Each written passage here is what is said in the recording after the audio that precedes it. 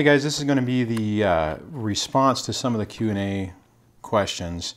We'll try to see how many we can knock out on this. And I really appreciate you guys taking the time to do that. I apologize for taking so long to get to the response, but it's just a scheduling issue. So, first question is from C4. It says, how do you handle the narc and the children when the narc books a school trip for one child and expects you to pay for it? Well, it's a tough question, and it's kind of a two-part answer. And what I would say is, if you have the funds to do it and it's doable, then just do it. But if you can't, if it legitimately is something that you cannot afford to do, then just say you can't afford to do it. I'm sorry, I don't have the money for it. I mean, it sucks because you're right. You basically say you're damned if you do and damned if you don't, and jealousy between kids. And that is absolutely the case. What I will tell you is when I scheduled soccer for my youngest, because she really wanted to play, I didn't expect the ex to pay. I actually even coordinated to make sure that it wouldn't matter, right? That even if she only went to half the practices and half the games, it would be okay. Now I know that doesn't really pertain to a trip, but that's what I would do. Now keep in mind that your ex is primarily going to try to do exactly what you're saying. They're going to try to triangulate you between the kids. Now the problem is that, you know, as empaths, we feel guilty about it, right? It's real easy for a parent who's just playing games to say no. I mean, I've had that on the other side where the ex would refuse to pay for things and then go do things on her own. So, I mean, it's one of those things that is really frustrating. So to wrap it up, I mean, if you have the means to do it and you can pay for it and it's really important to your kid, then do it. If you can't, then just be upfront and say, sorry, I can't afford it. And just basically get it over and done with and move on from it. Now, your follow-on question is, what are the benefits, pitfalls, dangers of making a child aware of who their parent really is? Well, the pitfall of that is it can blow back on you. And one of the biggest mistakes I made was talking very open, well, not open, that when my son started to understand what was going on, I thought that gave me the ability to talk more openly with him, and that was a mistake. I should have never done that. Always remember that the other parent is your child's parent, and they are going to be, I mean, even if they know who they are, they're still going to be drawn to them and want to think the best of them. And if you fall into that mode, you really risk becoming painted as an alienating parent with your child. So I personally would be really cautious of it. I would talk about it with not with other people, but about other people. Like, so if there's people you can use as examples of inappropriate behavior that isn't directly tied to the other parent, then, you know, that's your best bet. I would also caution you that if your child comes up to you and says, you know, why is mommy or daddy a certain way, or I think there's something wrong with them, or, you know, if they are putting out there that they know, be really cautious of that. If you have a therapist for your kids, I would say, you know, I mean, you could validate their concerns, but be very careful and then try to move it over to the therapist so that you don't get wrapped in the middle of it. Just be really careful. I absolutely made mistakes on that. I thought, well, I mean, I can go through the laundry list of thought processes with that. I should probably make a whole nother video on that. I think I probably have in the past, but I probably need to redo that. So good question, C4, so I appreciate it. The next question is from Shannon O'Brien. It says, I'm wondering how you found a therapist for yourself and your children. Is it the same therapist for all of you? My kids were psychologically abused by my mother, and I would like to find a therapist for them. I'm also working on finding a therapist for myself. She gave them the message that my husband and I are untrustworthy and that we are both a bad couple and would be divorcing. I have quite a few experiences with therapists. The majority of these were, well, let's just say not very good. I don't know what I need. I don't know that what I was dealing with was a narcissistic abuse, and none of the therapists I saw picked up on that either. I need to find a therapist who will get what we've been through and who will know what to do to help us. I'm not sure what to look for or how to interview potential therapists. Okay, so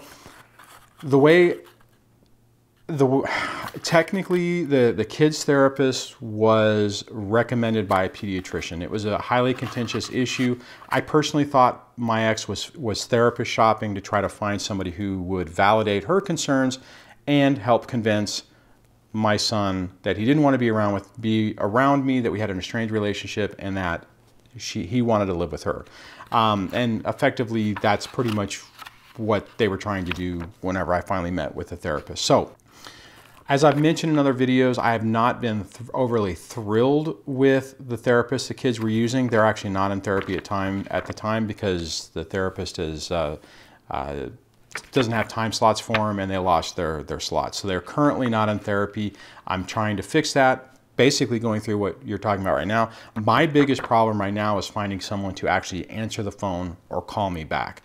Okay, that being said, typically, unless you're going in for family therapy, more than likely your therapist is going to say it's a conflict of interest to see both of you, unless they're doing it under the guise of family therapy. So I have tried to get my therapist to see my kids. She won't do it. I mentioned in a video a while back that I did get a call back from a therapist that used to be our marriage counseling therapist like 6 years ago for like 4 or 5 sessions. She basically said she couldn't see the kids either because of a conflict of interest. So the best thing is to do when you find somebody that'll answer the phone is go in and talk to them or ask them about what their experience with trauma abuse and emotional abuse.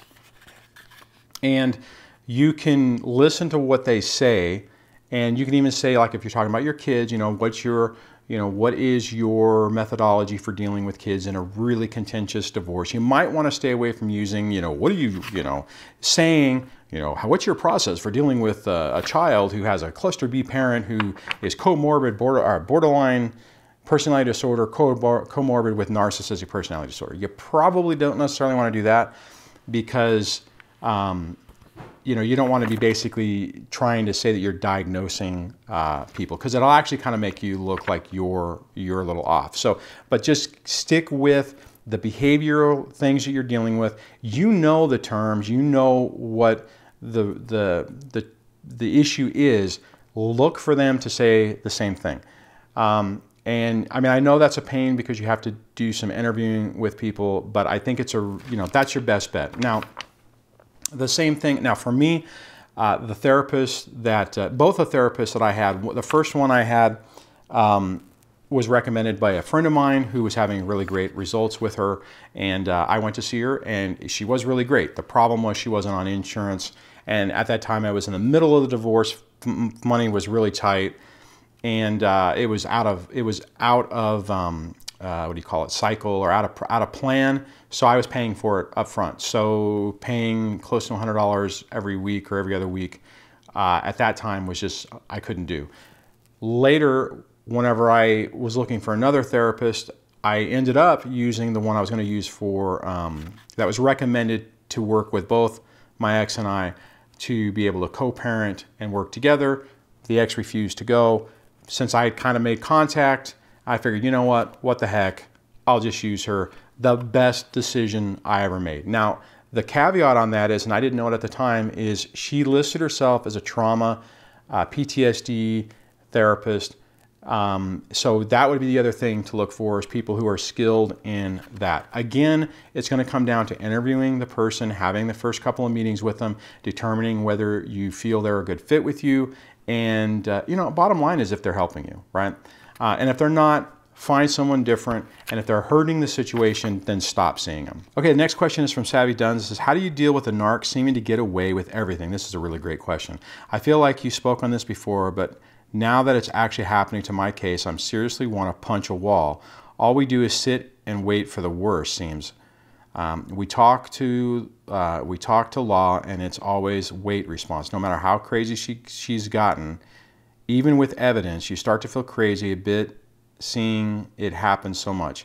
So we wait until she completely violates something, hopefully not to get seriously hurt or real concern, waiting for her to get caught 100% red-handed. Hopefully this made sense. Yeah, okay. So, yeah, I've talked about this before. And okay, so this is, well, the first part where everyone is telling you to document everything is that's really going to be your best bet. It's really frustrating because you're going to spend a lot of time doing that and building up a case. Now, the other problem with that is it's not a one and gun type of thing. I don't know if that really makes sense. But what I mean is that you're going to have to be able to document a pattern of behavior. If you wait for them to make one mistake and then start running saying they violated the court order, what's going to happen is once you finally get up into court, they'll probably be on their best behavior. They won't do it. They'll turn around and say, okay, they made one mistake, and really downplay it. And it potentially could backfire on you because it could look like you're just filing frivolous lawsuits. So you have to make sure, I would work closely with your attorney, if you still have one, to build up the evidence and the documentation that they're doing something. Okay, so now here's the second part about this, because I can relate to this. It felt like I was forced to jump through flaming hoops every time I turned around, and the ex got a pass on everything. You have to choose your battles wisely. That's why you're documenting, so you have the evidence whenever you decide to go to court. The flip side to that is the absolute, well, not absolute thinking, but the black hole thinking. I mean, absolute thinking plays a part in it, recognizing what they are. But black hole thinking is, unless it is life and limb affecting you or your kids, it's not. You have to just, it's out of sight, out of mind. I mean, and it's tough if the kids are telling you stuff that's really problematic and bad. But you are going to drive yourself insane if you're constantly looking at what the other person is doing and hoping that they get held accountable. The problem with this is that the time it takes to do it is extraordinary. And there's been a bunch of people on the channel who, I can't remember who, there was a while back a person who was going through this and said, you know what, if I would have realized how bad this was going to be, I wouldn't have done it. I wouldn't have fought it. So it's weird because you don't want to let them get away with anything, but at the same time, and probably with you asking this question, Savvy, you're probably at the point where you're just frustrated and you're feeling like, well, if I let it go, then I'm letting him get a pass. Well, when you let it go, you're not letting it go to give them a pass. You're letting it go to give you a pass. And unfortunately, that's the way I've had to deal with it, and that's the approach I had to take. That's the reason why I came up with the black hole thinking. Now, I completely get that some of the terms I come up with are other people have come up with other things, but that's what, when I was going through it, it's like, okay, what do I have to do to be able to keep moving on? Because every time I ruminate about what's going on with the ex, every time she gets away with something, every time she does something that's just on the edge of being bad, there's nothing I can do about it, and all it was doing is making me angry. So that would be my advice to you on that. And I do have some other videos. If I find them, I'll link them in the description. Yeah, in the description box. Okay, next one is from Yale Lloyd, and it says, thanks, Dwayne. I know I was one of the people that suggested this, so I better make good on your offer. I was under a restraining order for 20 months that ended on September. After not seeing my daughter for 20 months, I thought that my ex would feel some pity towards me, but instead she wrote an incredible gaslit-filled response calling me names and saying she hates me. She has the means to cut off any communication with my daughter, and I can't spend money to lawyer up. How do I resolve my disengagement with her and not have it be a message to her that I'm giving up on my daughter? So I have to keep writing. My thoughts were going to the school and seeing what they had to say about the situation. I know many narcs come in different packages, but this woman would be happy if I were in jail. She scares me. Okay, so that's a really great question. And you're falling into the trap that, actually I fell into the same one, that I thought that my ex would have some sympathy, remorse, something about what she's done. The problem is these people don't. They don't have any empathy. They don't have any way to feel the pain they're causing you because they can only focus on themselves. So her response does not surprise me. And what she's trying to do with your gas-filled response or letter is to get you to explode, to try to give her something that she can go back and say, see, the restraining order needed to stand. Now, I know we've talked about this before, because it's been a while since you've left this message, and no matter what you do, your ex is going to criticize it. So you're right that if you distance yourself, your ex is going to say, oh, you're a piece of garbage and you don't care about your daughter. Bottom line is you're damned if you do, you're damned if you don't. There's nothing you're going to be able to do that's going to work in your ex's mind and make everything all right. So you have to accept that and prepare yourself for that. Now, I would try to do something to reach out with your daughter to maintain connection. If you do go to meet with the school, I would not recommend you telling them the entire story. I would just say that, you're the father, you want to be involved, you want to know what's going on. You completely understand that this has been a really difficult and trying time because it's a complicated divorce. Anything that you can do to help, I'm here, that type of thing. Approach it that way, because then, you're not going in saying, this is the horrible situation, and the teachers don't want to be in the middle of it either. Bottom line is, more than likely, and this is the way it's worked out for me, I would go and interact with the teachers and make sure that I had good communication and I could help. I did tell them that there was, the way the custody was in my situation, I didn't have my daughter all the time. And then very rapidly, they were able to see the mask slip of the ex and understand what was going on. Now, I don't know if that's really in your situation, because I know your daughter's older from other conversations. So I don't know if that is really relevant with her age. The other thing is where you say that the narc comes off, narcs come in different packages, but this one would be happy to see me if I were in jail. If your ex does not need you out of jail, then absolutely. Absolutely, this is a standard tactic. If they don't need your money or your resources, be very careful, because doing something to get you completely out of the picture and totally occupied with criminal court is a standard tactic. So be very careful of that. Okay, Urshi18 says, hi Dwayne, I would love for you to make a video about dating and when in your opinion you think or feel it would be the right time for a person to start going out dating, particularly when they are still going through the divorce and it has not been finalized yet. Okay, so that's a great question.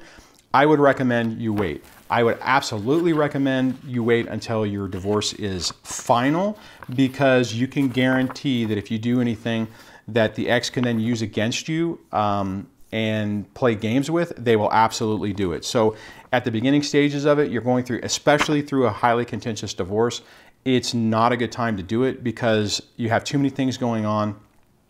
You're also still really vulnerable to it.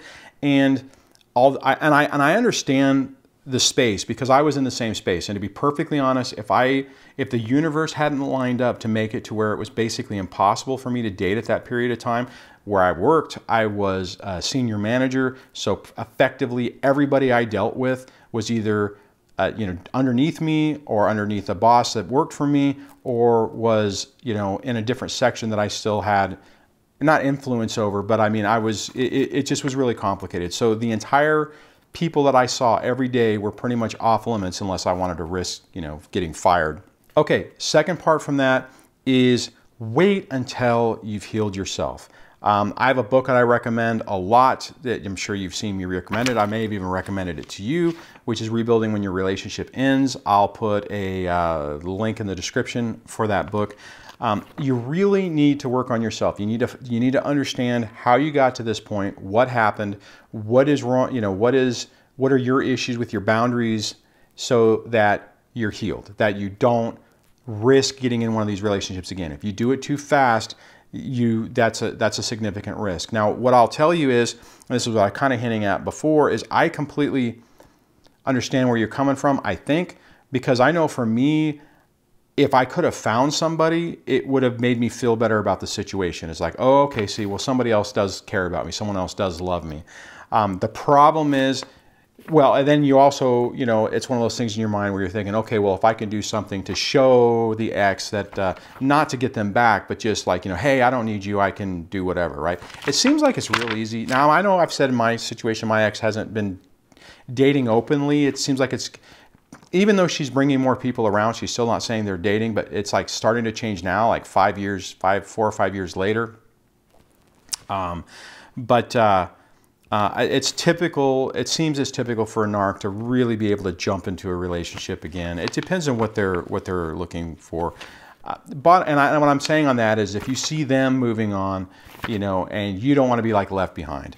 Bottom line is, you owe it to yourself to spend some time, maybe a year, depending on how much time you need, to work on yourself to be ready for it. Because the thing is when you do that, when you work on yourself, you're going to raise your, I don't know, some people call it vibration, but you're basically raising your what you're putting out there, and you're attracting better quality people. And also, whenever you go through and you work on yourself, then you're less likely to put up with negative behavior. So if somebody starts pushing boundaries or playing games, you know, if somebody's doing things like love bombing and mirroring, and you're like, wait a minute, this doesn't make sense. This doesn't, you know, people don't just completely mirror somebody. You know, it doesn't happen that way. There's, you know, they need to be sovereign, their own sovereign people, and you need to make sure that the actions follow the words, right? But you're better prepared to do that. So my recommendation on that is to wait. Okay, the next question is from Kay Lilly. It says, hi Dwayne, I have many questions over the years, but somehow none now, with all of the numbing, I just don't seem to have any. That said, I was wondering how in-laws should be handled in all of this. Actually in my case, the in-laws are true narc form and essentially have nothing to do with me now. I have to say that I'm not too bothered given the covert abuse I dealt with for all the years. Funny how I always protected my husband with their critiques. Yeah, that's typical. Came their way. It's also interesting that my husband always hated being around his sister. I never understood that on and off family dynamics. Now my husband speaks with them all the time, and I'm being accused of alienating him from them all those years. I always had family gatherings despite their bad behavior, but was also criticized by all of them. My husband would throw temper tantrums and yell at me. He didn't want them around. Anyways, my question is, it appears my in-laws are not well. They are up in years. How do you respond to the death in the family when going through a divorce where abuse was and is horrific? Okay, on that, I think that's relatively kind of easy. I mean, I'm assuming you're talking, well, one, if you're talking about you participating, you don't, right? You already know who these people are. They're already targeting you. You don't need to be involved with them.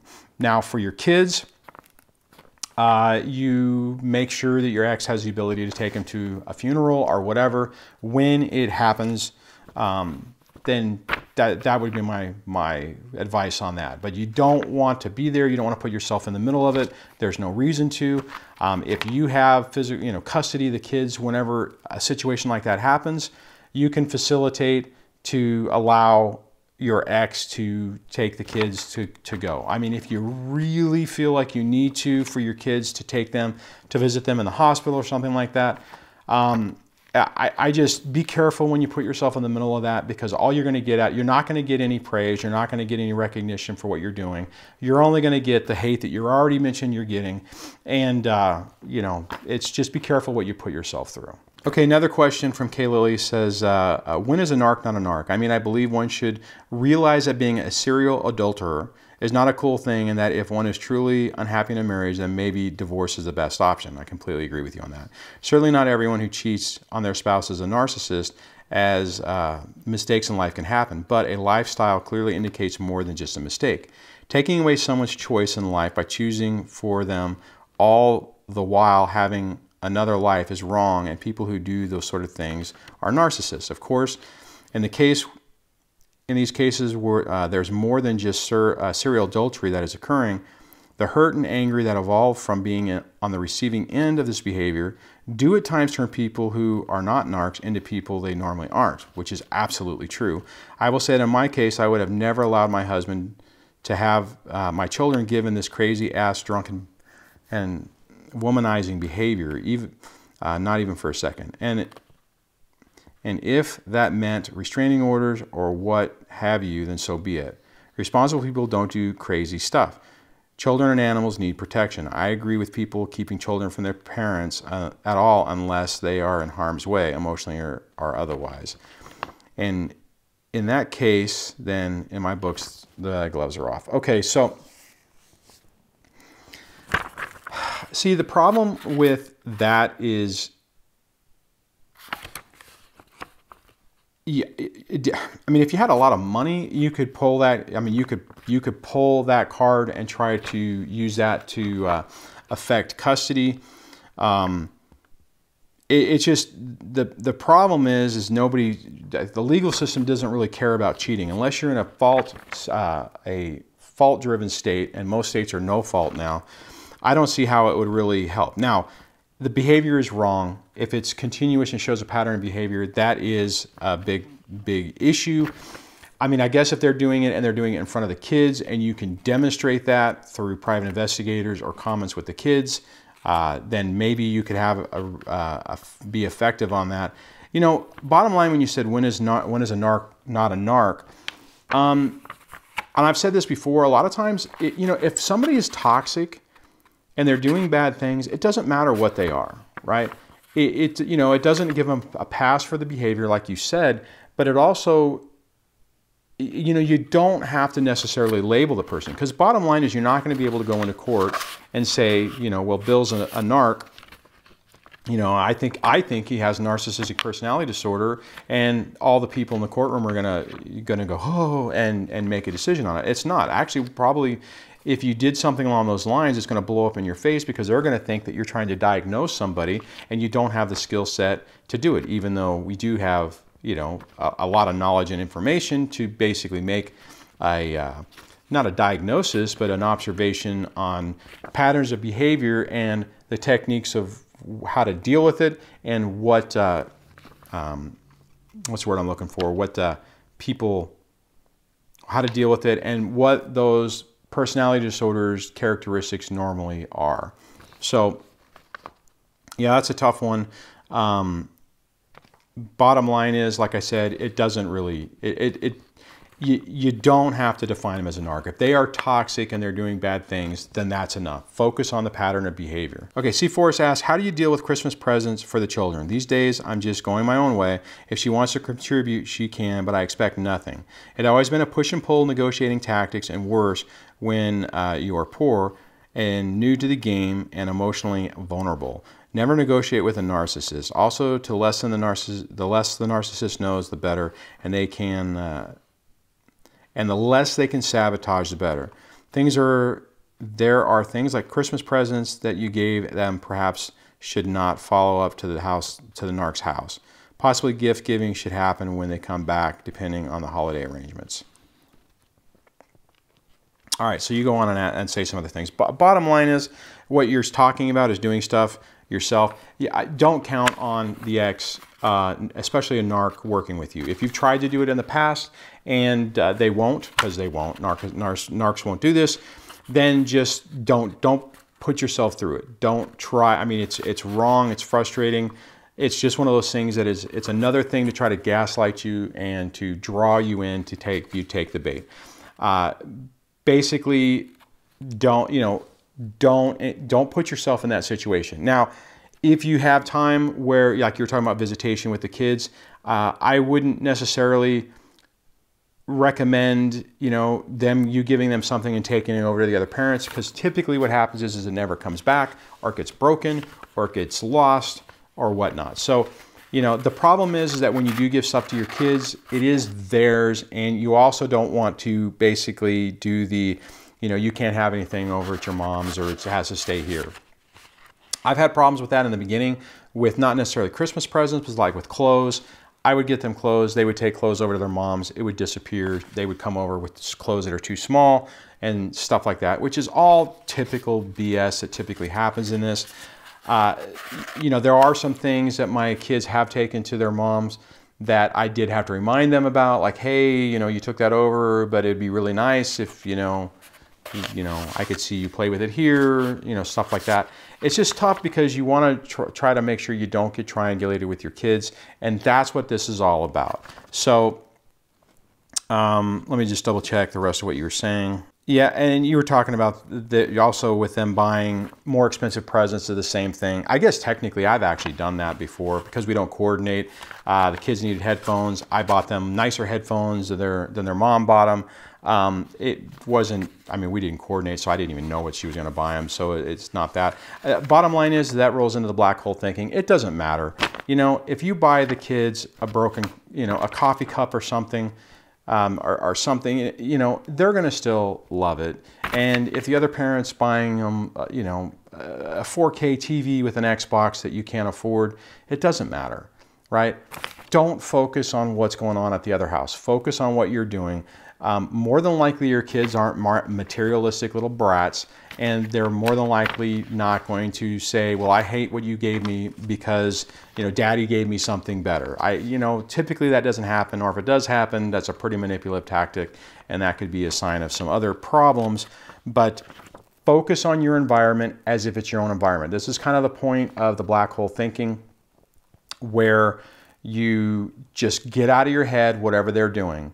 If, you know, your Christmas is in a small apartment with a Charlie Brown tree, with a couple of presents that you bought at the thrift shop, enjoy your time, you know, make the hot cocoa, do whatever you need to do to make the good memories with your kids. And whenever you drop them off, if they're going on a cruise to the Bahamas, then just, it doesn't matter, right? Don't just keep it out of your mind. If the kids mention something to you about what they're doing, just like, oh, that's great. It's going to irritate you. But as soon as you can, try to purge that out of your mind because it doesn't do you any good. So hopefully that helps you on that. Okay, Nargis asks, my adult boys and their dad live together. Their granddad, their dad moved in last year. He has been so verbally and emotionally abusive and very manipulative to my kids. He's a narcissist to the T. He has all the traits. He causes conflict between my kids, dad, and them, and between siblings too. Yeah, sounds very standard. My kids, it triggers me a lot. Their granddad and grandmother were very abusive to me and my boys when they were conceived to birth age 5. He still continues so. I am encouraging my boys to go their own way now. They're adults and they need to move out and live on their own. Dwayne, it isn't easy to pick up and pack up and leave. Both boys have invested in the house they live in now. Rent is expensive, and each of them buying their own houses right now is not quickly feasible. My kid's dad is still Papa's boy. He is 55 years old and always was. It is affecting me, and I am out of ideas of what they can do. Any advice? I so hate that the old cruel guy messed with my marriage, messed with me, messed with my boys, snatched away my motherhood with his age, late 70s. He is still the same. Okay, here's the thing. Your kids are adults. You can, you know, you've helped them all that you can. You are trying to get them to do the right thing. Ultimately, it's their decision. And this is where, you know, black hole thinking I normally talk about in context of younger kids. I think it works the same way, because otherwise, you think about it. The point of black hole thinking is whenever it's an environment or a situation that you cannot control, if you continue to put yourself in it, you're just beating yourself up and causing yourself more stress and anxiety. So you've given them options and ideas, I'm sure. You've made the recommendation. You're trying to tell them that, look, you're in a toxic environment. You need to get out, that, you know, walking away from this mess to something different, or that where this isn't involved, would be beneficial to them. They're obviously not seeing it. They're not ready to see it. The only thing you can do is be there for them. So whenever they complain and talk about it, you can try to say that you've already talked to, you know, you've given them the advice they need to take. But you also have to take care of yourself. And like what you're saying in this, in your question, they're not willing to do it, and it's causing you problems. So you need to start distancing yourself. And, you know, sometimes people have to make their own decisions. Sometimes they have to learn their own lessons. It's sad that they're going through it. You cannot protect them from the decisions they're trying to make. If they're adults and they're choosing to do it, there's nothing you can do about it. I mean, the only thing you can do is continue to be there for them, that when they talk and they're venting, to be able to say, hey, you know, it'd really be great and good for you to, you know, you might want to think about getting out of this situation because it's not really healthy and it's not really helping you. I'm pretty confident that you've probably already done that, but that's really where you're at. You have to put in that boundary so that they're not able to pull you into their adult drama now and have it impact you. I get that that's a lot easier said than done because they're your kids. You don't want them to go through this. You don't want them to have to deal with this. You want them to have a good life with good people and not get bogged down with this crap. Okay, Phil Smith asks, how should a daily journal be written? What information should it contain? Thanks, Phil, for the straightforward question. Okay, that's a really good question. All right, a journal.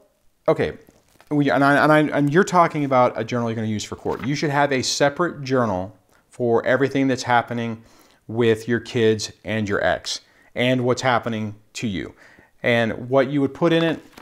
And I'll link to the Joe Cordell video where he talked a little bit about this and the information you should put in. And you need to keep it separate from anything else or any emotional type journal, because if you do bring it into evidence, there's a potential for that whole document to be brought in. So you want a journal that lists dates, times, and just the facts of what happened. You know, Monday, 4 o'clock, the kids came home and they didn't have their clothes, or, you know, their clothes were messed up or missing, you know, note. You know, I was supposed to have telephone visitation or telephone call with the kids at 6 o'clock. I called at 6 o'clock. No one answered the phone. I left a message. I texted. You know, you put a note on all that. If, let's say, your kids are dropped off and you actually do an interaction, and your ex starts causing conflict, you would say, you know, Tuesday, 6 o'clock at drop off, ex made. You know, was making derogatory comments about me and fighting with me in front of the kids. I refused to talk about it, said email me later or talk to the attorney, and went back inside, and the kids went inside. What you want to do is document it so that you can try or put in your journal what the specifics happened. Keep your emotions out of it. You don't want to put in things that say along the lines of, you know, well, that evil bleepity bleep, you know, said bleepity bleep, and I was really angry, and I can't believe she's such a piece of crap. You know, you don't want to put stuff in that. It's just more like memory joggers to identify the pattern of behavior of what's going on. So that way, when you take it into court and they look at it, that's all it is. There's nothing else in there. There's no notes. There's no, you know, evil little drawings. I mean, you don't want to make little doodles of the devil or something in your book. So hopefully that helps. Okay, the last question is from Kim Chelmary. It says, okay, I'm finally getting to see a therapist after 2 years of PTSD. The dang narc did me in. What should we look for in a therapist, and what if they don't know about personality disorders, but they know about trauma and abuse? When do you walk away from a therapist? Should I talk about the emotional abuse I wanted to talk to someone, or should I concentrate on talking about me? Geez, this sounds more like a whole video than a quick question. Well, I talked a little bit about that before, so I'll hit this quickly. You have to find somebody you can absolutely talk to. I will tell you that I spent a lot of time with both of my therapists, even the last one, where it felt like all I was doing was talking about the same issue over and over again. But you need to do that. So you need to have a therapist that you can talk to them about everything so that they have a better idea with it. Now, hopefully, if they understand trauma, they're going to understand where it's coming from and why, and be able to guide you on a treatment path to help you heal from it. And then the other thing I would say, walk away from a therapist. And what I'll tell you on this, Chemtrail Mary, is there were times when, on my last therapist, who I think is amazing, but there were times where I'm thinking, this is a waste of time. I'm going in and saying the same thing. What the thing that happened with me is every time I went in, there would be something that she would say or do that would make me, I would walk out of it going, wow. Now, from the therapist I had, the last one, she was incredible because she could actually remember. I don't know if she took meticulous notes or just has an outstanding memory, but there were multiple times where we would be talking about something And I would make a comment and she goes, oh, well, that ties into what you said, 6 months ago in that one session about the situation with your mom or something. And I was like, what? Wow. Now, for instance, so that was the impression, or so that is what kept me going with that one therapist. Conversely, like the kids therapist, and that makes it a little more complicated to change because of all the custody issues and the legal crap. But, there are a lot of times where I would have a conversation and it was like, seriously, can you not remember anything? Right? Because I was constantly having to remind her of past events, even past events with the kids, past events with their mom, past events with me. And that part was frustrating. Had that person been my personal therapist, I would have stopped and found someone else because there wasn't a connection. So bottom line is if you don't feel that that person is connecting with you and isn't helping to pull you, to the next phase of this, then they're not the right person for you. Okay, guys, so that wraps up the first Q&A section. Hopefully that went okay. A little bit longer than I anticipated. Hopefully it'll cut down better. But if you have additional questions that you would like me to answer in a follow-up video, just put them in the comments below. The other option is you can join a live stream and ask them live in a live show. That's an option as well. But I appreciate everyone participating in this. I hope that my quick answers work. I think some of you guys were right that some of those questions would have been better addressed as a complete video, but I wanted to give this format a go and see how it worked. So let me know. Leave me a thumbs up if you like it. Well, I tell you what, better yet would be, thumbs ups are always good. Thumbs downs are always good, but put comments also on how you feel about this format and whether you think it's something I should continue, and we'll go from there. So on that, I will chat with you guys in the next video. Take care. Bye.